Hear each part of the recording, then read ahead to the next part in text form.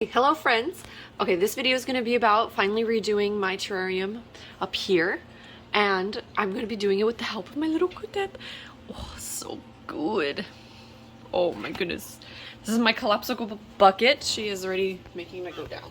But this is just to hold the dirt and any old things that I'm not going to be keeping anymore for this terrarium. And we'll start right now.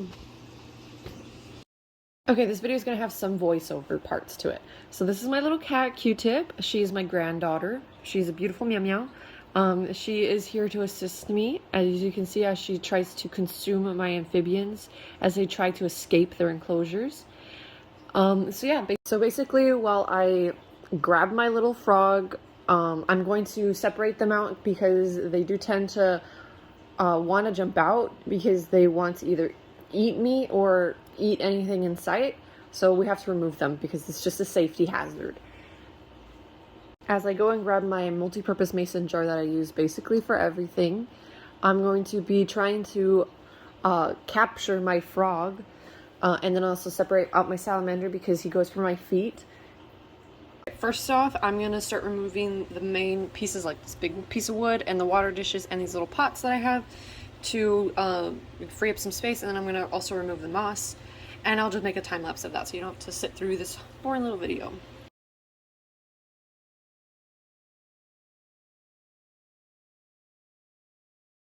Thanks to my amazing editing skills, I was able to do an amazing time lapse. So I was just, in this little part of the video, I'm explaining basically how I have my cabinet or enclosure set up. I have a piece of plastic lining underneath of the dirt, and that's what's holding the dirt and keeping it from touching the wood, because you don't want to grow mold or have wood rot on your actual enclosure. That would be awful. So yeah, if you want to keep the longevity of your cabinet or wood, just make sure you protect it. You either put a sealant, or if you want a non-permanent solution, just have a piece of plastic or plexiglass protecting the wood. And now I'm going to show you that I'm just adding the bioactive soil that I got from Chewy, my haul video, and I'm just spreading it out evenly, and while I'm also going to be mixing it in with the old dirt and moss.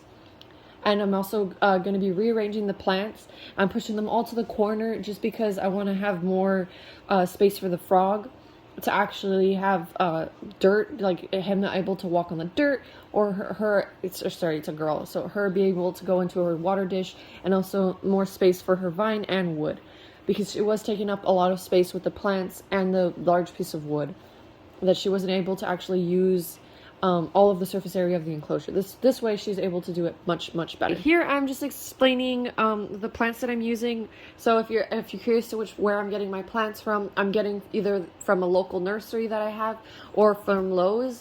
These are the indoor terrarium plants, or they're indoor plants. You can just clean up the roots and clean up the actual leaves themselves, but I've been using these things for years in all my terrarium builds, because I also build on the side terrariums and resell them. And these plants are completely safe. Just make sure you rinse off the leaves and roots. That way you have completely no pesticides or herbicides on it. But usually they don't. They're completely safe because they're already kept inside, so they don't need to do that. But yeah, I'm just going over the plants here, and I'm just pushing them all to the corner, like I said, and making the most space available for my frog. My little frog, I'm bringing in her brand new grapevine wood that I got from Chewy, and also I'm bringing back her adjustable black vine. It has a wire in it. You can move it around and choose the position that you want for it. So I'm bringing those both back in. I'm also bringing up her Bromeliad. I originally got it for her. It was in my Sammy's enclosure, my little salamander's enclosure, but it's for my frog. I just have to make space for it, and now that I have the space, it can go there with its gorgeous flower. I've had it now for a couple weeks down there, so it's doing good. It's adjusted well to the terrarium. It was originally in a moss ball, but I just took it out, exposed the roots, and there you go. Put it into the enclosure, and it's ready to go. I'm also playing down the moss that I got. I believe it's sheet moss. I got it from Chewy. I got it for $6, very good price for it, and it covered all of the dirt, because I don't like to see that at all. Now, with all of that explained, I'm going to show you a super visually aesthetic video that I did of all of the plants and the setup that I did.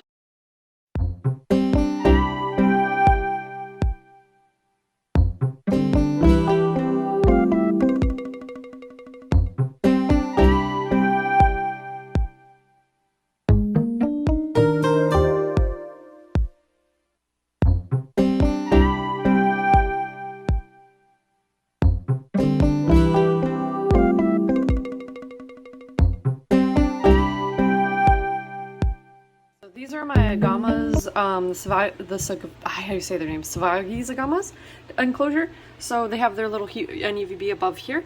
I'm just going to be removing most of this. It's really actually difficult to clean this area. As you can see, like I can't reach everything just because of the amount of things that are in this enclosure. So I'm going to remove some of this, place the hammock. Of course, they're going to have some wood to climb in and their little hide right here. But this is just, it's becoming really inconvenient for cleaning and maintaining, especially with how high this enclosure is. So I'm going to remove all of this stuff just to make my life easier and also to provide them a more cleanly habitat to stay in. You can see their filth. This is because I just cleaned it the day before New Year's, just to have a new fresh start. And look at how messy this is. It's not even a week and they make such a mess, especially with all the hides, and I'm having to take them out and over again, and all the little decorations and stuff. So I'm just going to keep it a little bit more bare. They're definitely going to have more stuff to climb in, and also I have a ladder for them to go this way. So they're still going to have stuff to climb on and enrich themselves, but this is just, it cannot be. No. So we're not doing that.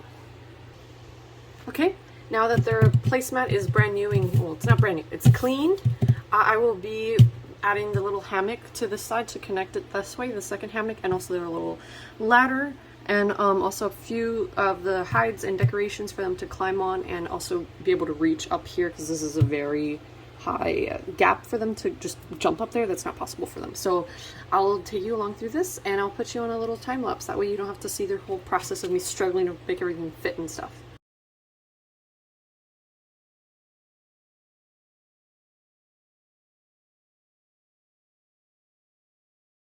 It is completely done now. My UVB, it turned off, so I'm just gonna turn it back on because I accidentally unplugged it. And so that's how everything is. This is their hide right here. This is the little branches to climb up to the hammocks and jump back and forth.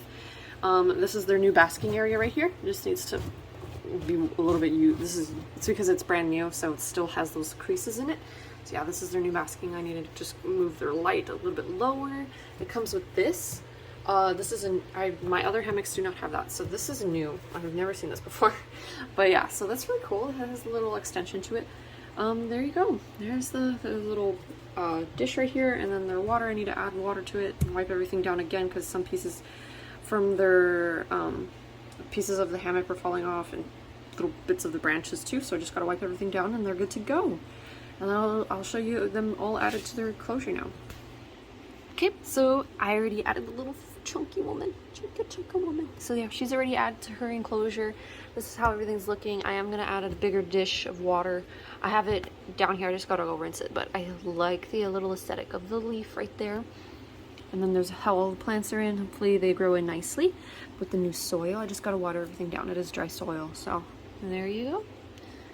And let me show you the little gamma. Okay, I plugged back in the UVB, and now I'm going to add my little gammas. I have a pair. This is the Sagavia gammas. These do stay relatively small. I got them because they have the same temperament as a bearded dragon, and they don't have the stinky poops as a bearded dragon, and they eat much less. They kind of look like one too. Look at them. Look at the little girl. There they go. And chilled. There you go. That's the male right there. These beautiful blue chins when they're showing it. And good temperament. Here you go. Here you go. Yeah, they're super happy now. I'll get some B-roll maybe of them like enjoying and eating in their new terrarium. But so far that's everything, guys. Thank you for watching. That's Tony.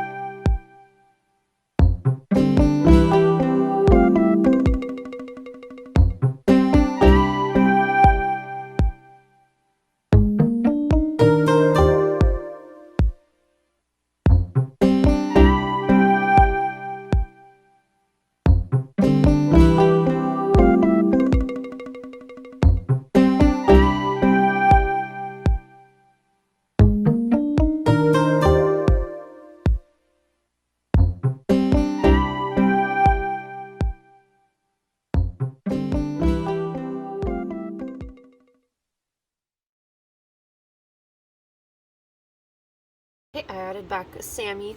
Oh, sorry. Because he was trying to jump out of his little enclosure and be on the floor where he does not belong. Look at him. Anyways, yes, everybody's very happy. Let me show you the little frog. Frog is very confused. She's like, what happened? Anyways, I'm not going to give you an in-depth overview of all the enclosures. I'm just going to show you this is Sammy, and then right above him is the little frog in her new enclosure.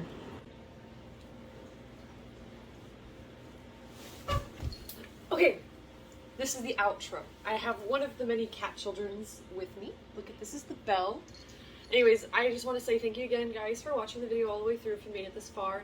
And if I don't have the video up already for the collab that I did with my friend for her bioactive stuff, then I will hopefully get it out by the next video. But if not, then thank you again for watching. And if you did like the video and if you did like any of the stuff that I did so far, just please like it and please leave a comment and please share it if you can. That way more people can see the videos. Look at the bell. But yes, anyways, thank you guys again. This is a couple days after the bioactive build, so that's why I'm dressed a little bit different, but it's fine. Anyways, thank you guys again. Bye.